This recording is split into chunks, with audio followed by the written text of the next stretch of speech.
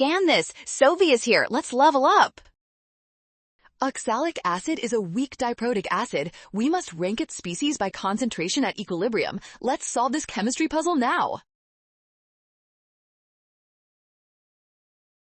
Oxalic acid only partially dissociates in water, meaning the original molecule stays at the highest concentration. This is because the first acid dissociation constant is always much smaller than 1 here.